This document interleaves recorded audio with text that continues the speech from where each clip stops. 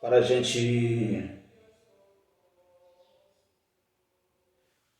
gente concluir a série de vídeos de formação sobre política, que falamos sobre tantas coisas, claro, de maneira muito tranquila, usando sempre o embasamento da igreja, aquilo que a igreja nos ensina. Usei bastante, não é? Nesse tempo, um material muito importante que a igreja nos dá de presente.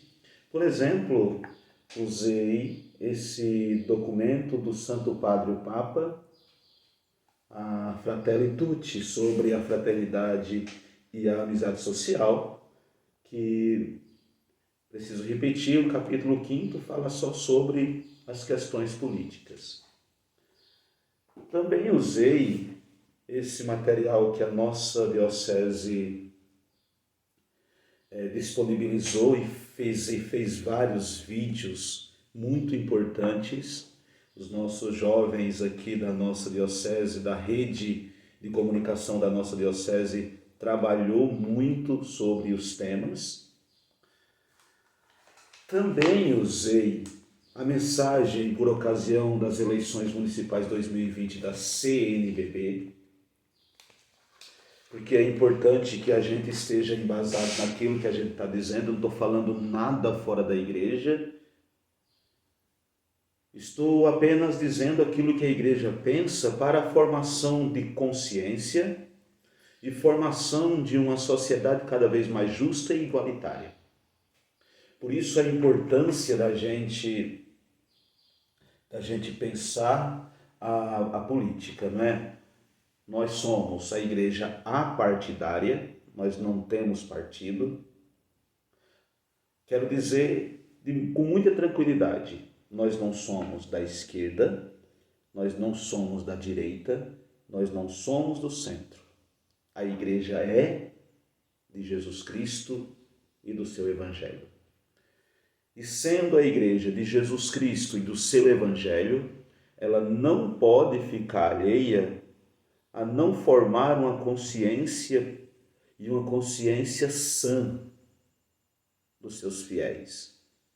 Por isso, esse grupo de vídeos que o Padre Germano fez, e esse aqui será o último, né, da série política. Depois nós vamos ter outra série de formação sobre tantas coisas, né, porque nós estamos na semana, né, do pobre, e nós vamos trabalhar também essa questão, para a gente ter subsídios importantes, né, do que se trata. E eu gostaria de terminar essa série de formação sobre política, e nós falamos dessa formação de consciência apresentando as leis, não é? Os crimes mais comuns no contexto da política, e especialmente nas questões municipais. E hoje, concluindo tudo isso, eu quero falar um pouco sobre as consequências da corrupção, o que a corrupção traz como consequência, e também falar um pouco sobre a lei de ficha limpa, que é importante, tá? Como se entende isso, o que eu entendo por ficha limpa. Então a gente precisa olhar para tudo isso, né? E eu gostaria de olhar para isso já olhando para o que diz a CNBB na sua mensagem por ocasião das eleições municipais de 2020, quando ela diz, para os católicos que disputam as eleições, é importante recordar que a política não é a mera busca de eficácia estratégica e ação organizada. A política é vocação de serviço, diz o Papa Francisco, não é? A igreja louva e aprecia o trabalho de quantos se dedicam ao bem da nação e tomam sobre si o peso de tal cargo em serviço de todas as pessoas. Isso aqui é importante. A serviço das pessoas. Olha o que ele diz para a CNBB, a igreja no Brasil, diz para os prefeitos e vereadores eleitos, os que forem eleitos. Os prefeitos e vereadores que serão eleitos têm o dever de contribuir com as ações eficazes nos campos da saúde, educação, segurança, transporte, assistência social, moradia, direito à alimentação e proteção da família, entre outros. Darão bons frutos, olha o que ela continua dizendo. Os políticos que priorizarem o bem comum e a vida plena. Darão bons frutos os políticos que priorizarem o bem comum e a vida plena, desde a concepção até a morte natural. Preste atenção. Desde a concepção até a morte natural de todos os cidadãos, sem quaisquer discriminações, nunca buscando seus projetos, seus próprios interesses pessoais e corporativos. Não pode produzir bons resultados o político que atenta contra a vida, trabalhando por políticas públicas que favoreçam o aborto, fazendo campanha eleitoral com discursos do ódio, defendendo o uso da violência, o recurso das armas e se articulando e se atrelando ao tráfico de drogas e às milícias. Quem não se compromete com os excluídos e se mostra indiferente diante da morte de pessoas e dos graves feridos do meio ambiente, não merece o voto. Quem deseja uma sociedade justa não merece o voto de quem deseja uma sociedade justa e igualitária. Isso aqui é muito importante. Muito preocupa na disputa eleitoral o uso de notícias falsas, as fake news, que é o inferno, na vida eleitoral, na vida de qualquer pessoa. Elas contaminam o debate, desviam a atenção dos leitores de temas importantes e desvirtuam o resultado do pleito. Cuidado com notícias falsas. Esses dias houve uma pesquisa muito importante, do G1, sobre as questões das pesquisas eleitorais. Você pode ir lá no site do G1 e você vai encontrar isso. Há muita discrepância nas pesquisas eleitorais, especialmente nas cidades de menor porte, segundo o G1. Segundo o G1, não é coisa minha, nada, tá? Mas segundo o G1 há muita discrepância, você pode olhar lá, tá lá no G1, saiu há uns 15 dias atrás uma matéria muito interessante sobre as questões das pesquisas, E aí vai apontando a questão das fake news, isso é muito complicado. Depois, olha lá, a aplicação, uma coisa aqui importante, o uso da religião e de discursos religiosos oportunistas tem se tornado um elemento mobilizador nas eleições. Esse tipo de prática, preste atenção nisso aqui. Quem está dizendo isso aqui é a igreja, não é o padre Germano. Claro, é o padre Germano que é a igreja. Mas a CNBB no Brasil está dizendo, o uso da religião e de discurso religioso oportunista tem se tornado um elemento mobilizador nas eleições. Esse tipo de prática perverte o sentido e o autêntico valor das tradições religiosas.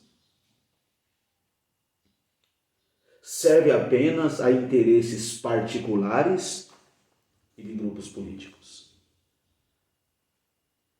Eu tenho refletido muito sobre isso porque isso leva a uma enganação. Preste atenção. Muitas vezes, os candidatos ou alguns candidatos, eles não são nem de igreja, não são católicos e não são bons católicos, não são bons evangélicos, não são bons espíritas, não são bons nada. E começam a usar a religião, porque nós somos, por natureza, religioso, e começam a usar a religião e inclusive o nome de Deus para atrair as pessoas.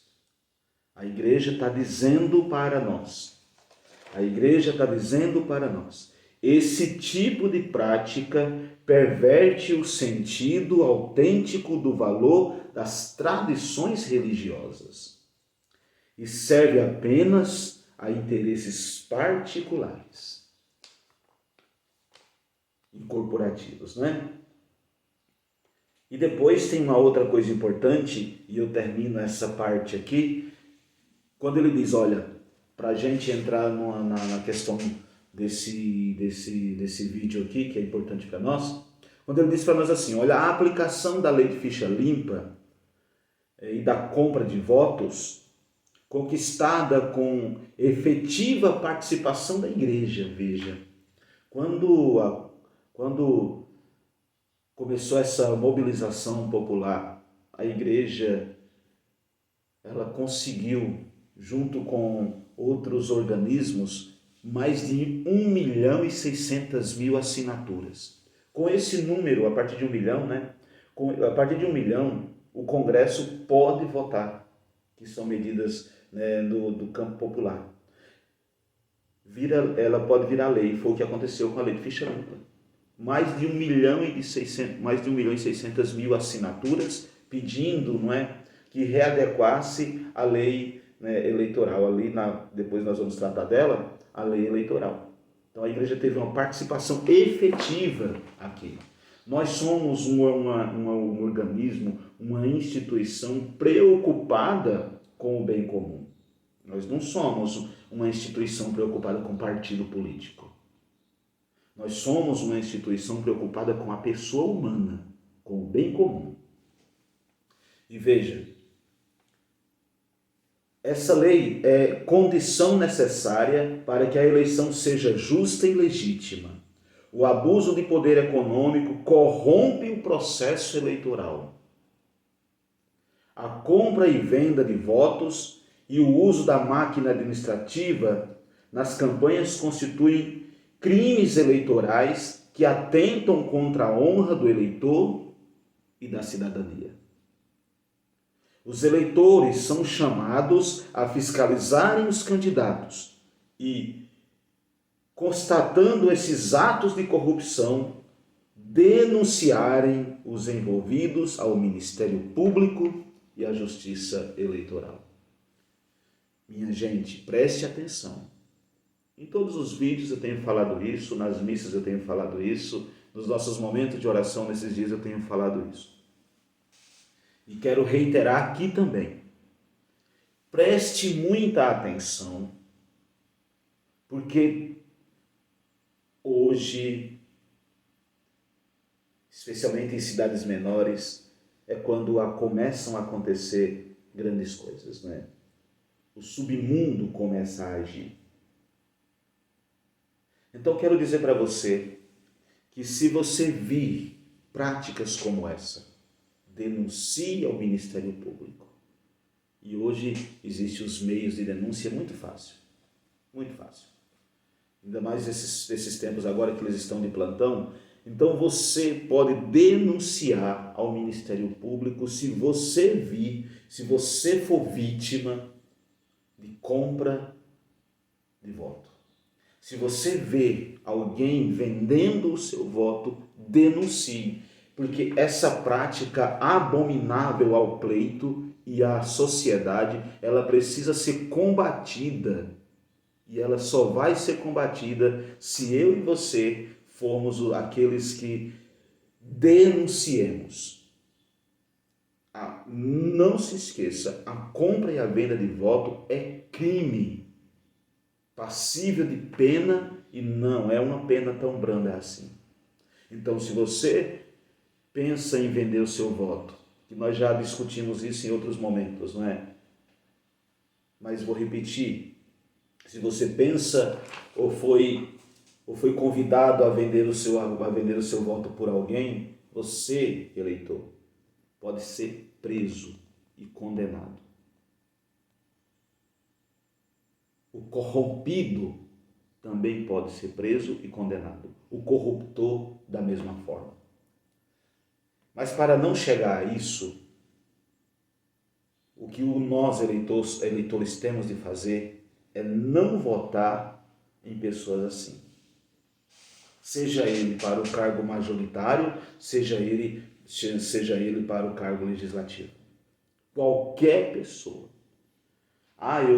Eu preciso disso, daquilo. Não, agora não é tempo de precisar disso ou daquilo.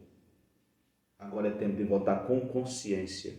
O seu voto muda a cidade. O seu e o meu muda a cidade.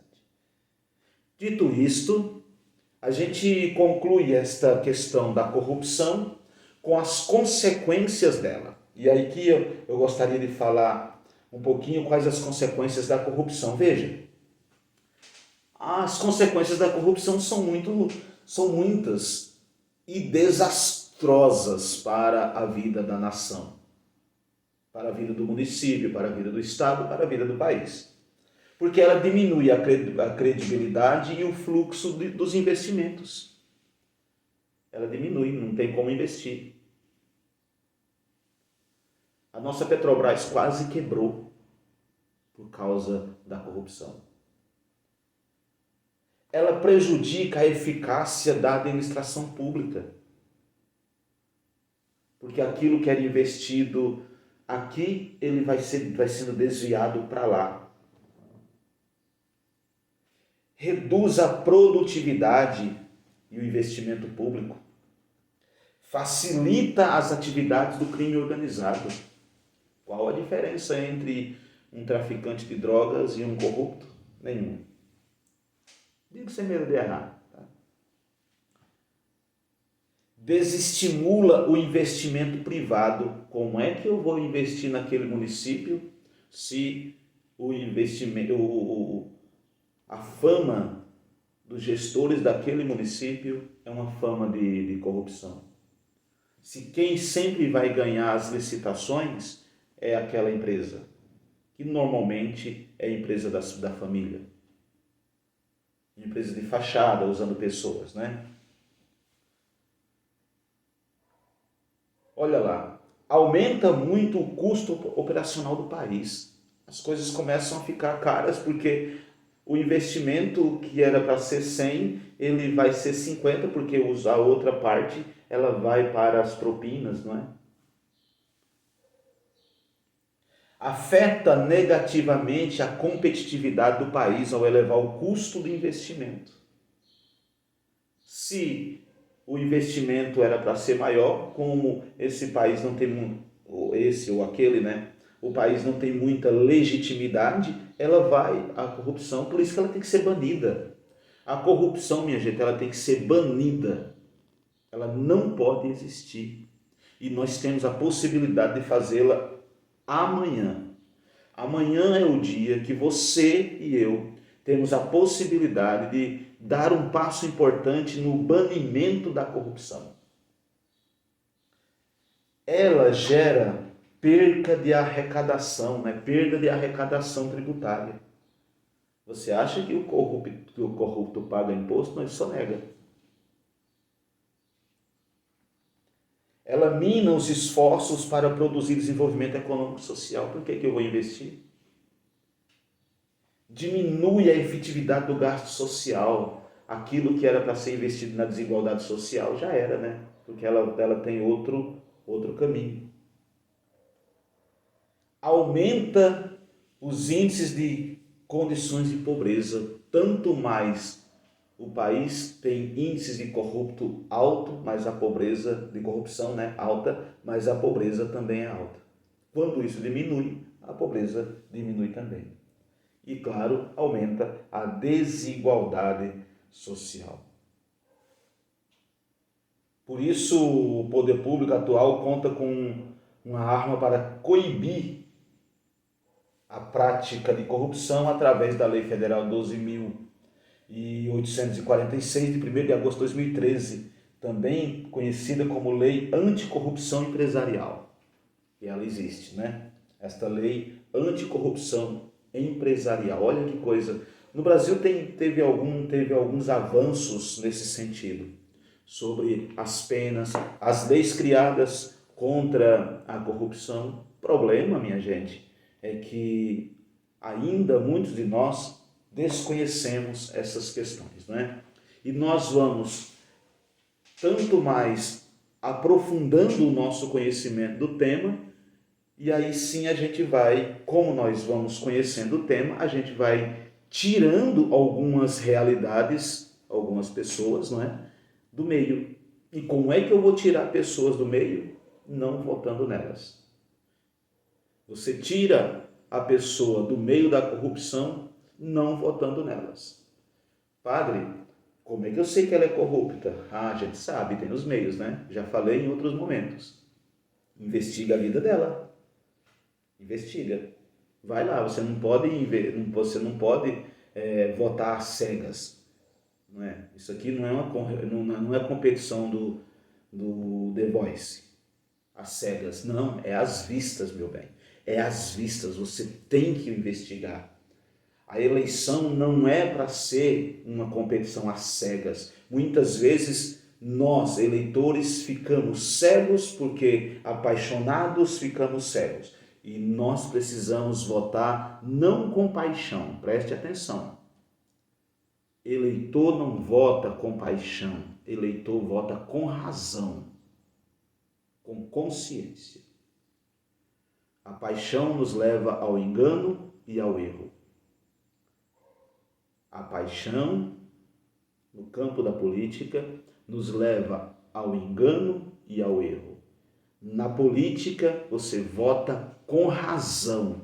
É a sua razão que tem que dar critérios para você votar. O apaixonado não vê os erros. Então você, querido filho e filha, vote com consciência, não com paixão. Deus abençoe. E boa eleição para todos, votando com consciência.